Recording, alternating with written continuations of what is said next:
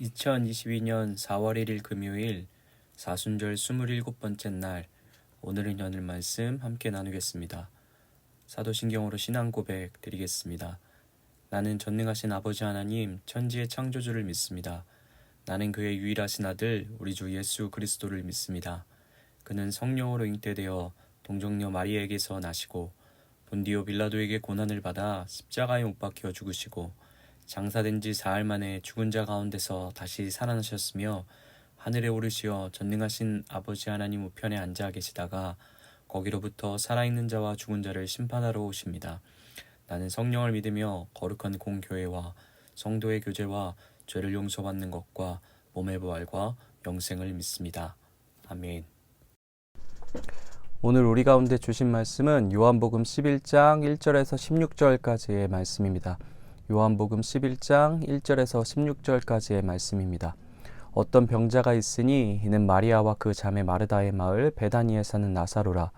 이 마리아는 향유를 주께 붓고 머리털로 주의 발을 닦던 자요, 병든 나사로는 그의 오라버니더라.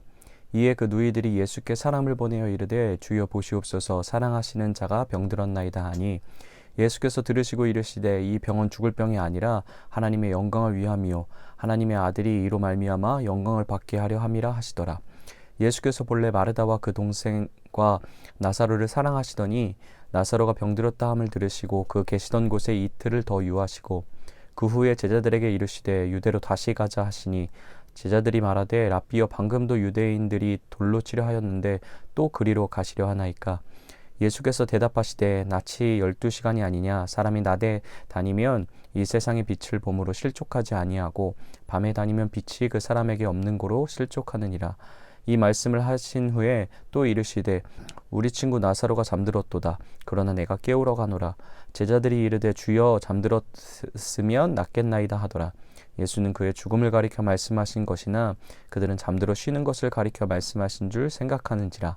이에 예수께서 밝히 이르시되 나사로가 죽었느니라.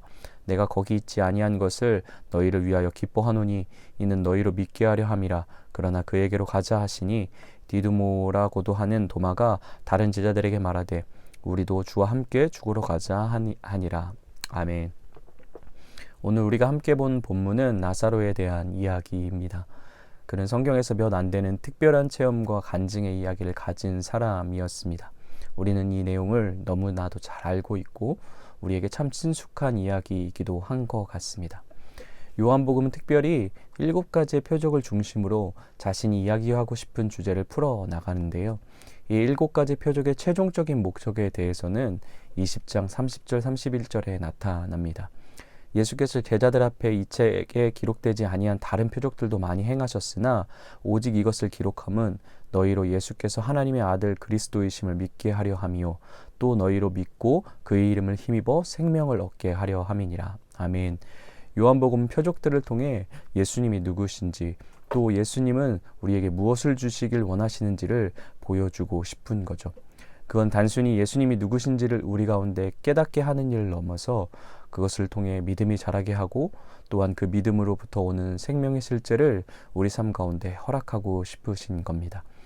오늘 본문 앞장인 10장 10절에도 우리 가운데 오신 예수님의 목적을 밝히 드러내시고 계신데요. 도둑이 온 것은 도둑질하고 죽이고 멸망시키는 것인데 예수님이 오신 이유는 자기 양들에게 생명을 얻게 하고 풍성히 얻게 하는 것이라 이야기해주고 있습니다. 요한복음은 이처럼 생명이라는 키워드를 중심으로 모든 주제들이 응축되어진다고 해도 무리가 아닐 것 같습니다. 나사로의 이야기는 요한복음에 나타난 표적 중에 가장 생명이라는 주제가 극적으로 도드라지게 드러나는 곳입니다. 예수님이 생명이시고 예수님이 부활이시다는 사실을 함께하고 있는 모든 자들에게 극명하게 각인시키시는 순간이었습니다.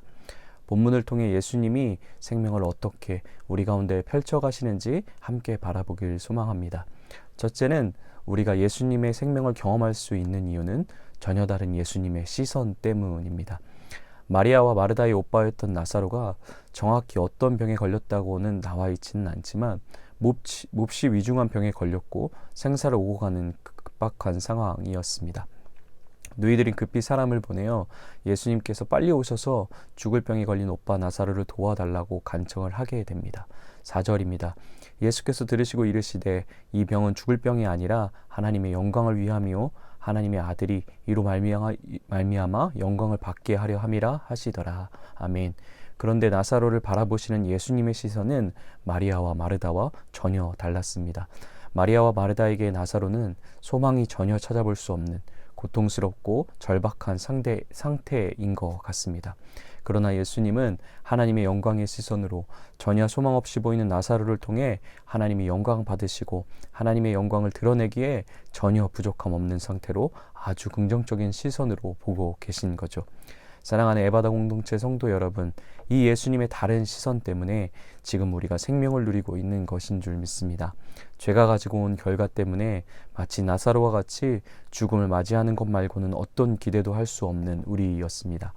이 문제는 누구도 도와줄 수 없고 누구도 우리를 건져낼 수 없는 것이었습니다. 내 자신의 시선뿐만 아니라 우리를 둘러싸이는 모든 것이 더 이상 소망이 없다라는 시선으로 바라볼 수밖에 없는 절망의 상태가 우리였습니다. 그런 우리를 포기할 수도 있으셨는데 포기하셔야만 했는데 우리를 처음 바라보셨던 그 사랑의 눈빛은 한 번도 변한 적이 없으셨습니다. 그토록 눈먼 우리를 향한 예수님의 다른 시선 때문에 우리는 그 생명을 누리게 된 것인 줄 믿습니다. 그분은 그냥 그렇게 따뜻하게 바라봐 주실 뿐만 아니라 단순히 긍정의 눈으로 우리를 바라보실 뿐만 아니라 이 시선을 책임지시기 위해 이 선택이 틀리지 않았음을 증명하기 위해 예수님의 사랑의 시선을 받기에 합당한 자가 되게 하기 위해 십자가를 향해 가셨습니다. 그리고 결국 죽음을 맞이하시고 부활하심으로 그 사랑의 시선이 우리를 덮게 된 것이죠. 너무나 당연한 것 같지만 아침에 긴 잠에서 눈을 떠 깨어나게 하신 것, 지금 우리가 이 새벽에 나와 예배를 드릴 수 있는 것, 나의 사랑하는 가족들을 허락하신 것, 고되고 힘들지만 우리 삶에 열심을 내며 살아갈 수 있도록 해주신 일터를 주신 것, 오늘 하루도 견디며 살아갈 수 있게 하신 것, 우리를 우리 되게 하신 것은 여전히 우리를 향한 한결같이 사랑의 시선으로 바라보신 그분 때문에 가능한 것인 줄 믿습니다. 사순절을 보내고 있는 이 시간 동안 우리를 십자가의 시선으로 바라보시고 사랑의 눈빛으로 끊임없이 따뜻함을 전해주시는 예수님의 사랑을 더욱 깊이 깨닫고 고백하며 찬양하는 우리 모든 에바다 공동체 되길 소망합니다. 둘째는 예수님이 우리 가운데 주시고자 하는 생명의 크기는 우리가 생각하는 것보다 더 크고 놀랍다는 것입니다. 나사로와 예수님은 특별한 관계 가운데 있었던 것 같습니다. 본문에서도 나사로를 표현하기를 예수님이 사랑하시는 자라고 직접적으로 표현하고 있는데요. 성경에 보면 이렇게 직접적으로 예수님이 사랑하시는 자라고 자신감 있고 확고하게 표현한 곳을 쉽게 만나볼 수 없기 때문입니다. 이러한 관계이던 나사로와 예수님, 나사로의 어려움을 들으신 예수님은 어떻게 반응하시는 게 맞을까요? 당장이라도 하던 일을 모두 멈추고 모든 것을 제쳐두고 나사로를 향해 달려가셔서 자신 안에 있는 무한한 능력과 탁월한 권세를 가지고 치료하시고 회복하셔야 맞는 것 같습니다.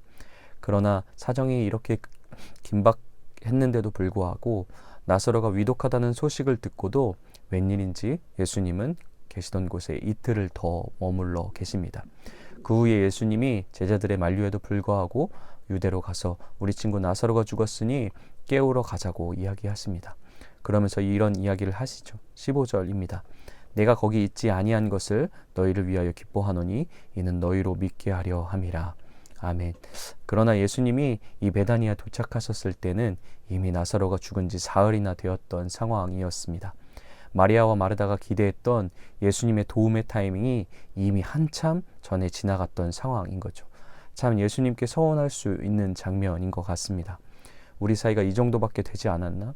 왜 우리를 이토록 다급하고 간절히 요청했는데도 바로 응해주지 않는 거지? 왜 예수님은 우리가 그토록 필요할 때 우리 옆에 계시지 않았던 거지? 라고 충분히 속상함을 내비칠 수 있는 상황이었습니다. 그러나 예수님이 주시고자 하는 생명의 크기, 그분의 응답은 우리가 생각하는 것보다 더 크고 놀라운 것이었습니다. 단순히 한 사람의 기도가 응답되어지고 개인적인 예수님과 만나는 놀라운 간증을 간직하는 수위로 끝나길 원치 않으셨던 거죠. 예수님은 나사로 가운데 허락하신 생명의 이야기가 더 많은 사람들의 생명의 이야기로 펼쳐지길 원하셨던 겁니다. 나사로 그리고 마리아와 마르다만 생명이고 부활하신 예수님을 간직하게 하시는 것이 아니라 15절의 말씀처럼 모든 제자들도 그리고 많은 무리의 사람들도 나사로를 통해 이 이야기의 중심으로 초대하시고 그 생명이신 예수님을 믿게 되는 일을 허락하고 싶으셨던 겁니다. 결국 나 혼자만 누리는 생명의 기쁨이 아니라 모든 자가 함께 누리게 되는 생명의 기쁨으로 그러한 통로의 축복을 나사로의 가족에게 주시고자 하셨던 거죠. 그래서 때로는 내 고통의 문제가 하루라도 빨리 해결됐으면 좋겠는데, 하나님이 내 기도에 지금 당장 응답하셔서 해결해 주셨으면 좋겠는데, 그 모든 간절함을, 애타는 우리의 마음을 다 아시면서도 잠시 침묵하시고 응답을 뒤로 보류하시는 건 우리가 기대하고 바라는 것보다 더 크고 영광스러운 그분의 이야기를 우리 삶 가운데 간직하게 하시기 위함인 줄 믿습니다. 나사로 가운데 있던 죽음의 문제는 한편으로는 나와 내 가족을 정말 고통스럽게 하는 아픔의 영역이었습니다. 또한 하나님의 돌보심이 손에 잡히지 않게 저 멀리 있는 듯한 단절의 시간이기도 했습니다. 그러나 예수님은 그 나사로의 삶을 통해 십자가와 부활을 드러내시기에, 하나님의 영광을 담아내기에 가장 찬란한 은혜의 순간들로 바꿔 놓아 주셨습니다. 나는 십자가와 한참 멀리 떨어져 있다고 여기는 순간이었는데, 사실은 가장 십자가를 깊이 있게 이해하고 그 길을 가시는 예수님의 마음을 가장 가까이에서 보고 경험할 수 있는 시간들이 되게 하셨습니다. 마치 아브라함이 이삭을 드리러 가던 그 순간처럼 말이죠. 또한 예수님은 나사로에게 개인적인 예수님과의 만남의 기쁨을 간직할 수 있게 할 뿐만 아니라, 나사로를 만지시는 예수님의 모습을 통해 그걸 지켜보는 많은 사람들도 함께 그 기쁨 가운데 젖어들게 했습니다. 나사로의 삶을 통해 드러내신 생명이고 부활이신 예수님을 함께하던 자들도 생생하게 보고 경험할 수 있게 하셨습니다. 그래서 2절의 마리아와 같이 누가 뭐라 이야기하던 자기의 인생과 삶의 전부를 깨뜨려 주님 발을 씻으며 예수님이 내 삶의 유일한 소망입니다 고백하는 삶으로 나아갈 수 있게 하셨습니다. 또한 제자들도 이때 경험한 생명이고 부활이신 예수님 때문에 지금은 연약하나 추후에 어떤 두려움과 위험 가운데도 목숨을 던져 자기의 생명을 아끼지 않고 십자가의 길을 따르는, 생명의 길을 따르는 자들의 삶을 살아갈 수 있게 되었습니다. 나사로도 예수님을 얻고 나사로의 가족들도 예수님을 얻고 그걸 지켜보던 제자들과 많은 무리들의 사람들도 예수님을 얻는 풍성한 생명의 현장을 보게 하셨습니다. 사랑하는 에바다 공동체 성도 여러분, 우리 예수님은 우리 가운데 가장 좋은 걸 주시길 원하시는 분이신 줄 믿습니다. 그러나 우리가 연초에 매주마다 함께 고백했던 찬양의 가사처럼 그분은 우리의 기도하는 것보다 더욱 응답하실 하나님이시고 우리의 생각하는 것보다 더 크고 놀랍게 이루신 하나님이신 줄 믿습니다. 사순절 기간 동안 예수님이 십자가로부터 오는 생명의 풍성함들을 우리 가운데 허락해 가실 줄 믿습니다.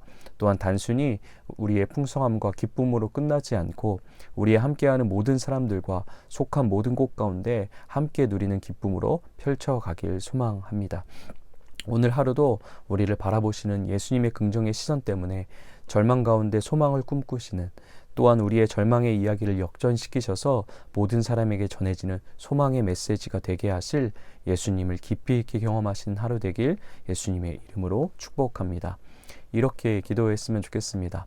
오늘도 십자가의 시선으로 나와 나의 모든 것을 바라봐 주시는 예수님 때문에 소망을 품는 하루가 되게 하여 주시옵소서. 어떤 상처 흔적을 가졌든, 어떤 아픔의 시간을 보내든, 어떤 연약함에 휩싸여 있든 우리를 한결같이 십자가의 시선으로 바라보시는 주님이 함께 하셔서 반드시 회복하시고 자유케 하시고 소망으로 가득 채워가실 것을 믿는 하루 되게 해달라고 함께 기도하시겠습니다. 두 번째는 내가 바라는 것보다, 내가 소망하는 것보다 더 크고 놀라우신 하나님을 신뢰하는 하루 되게 해달라고 기도하시겠습니다.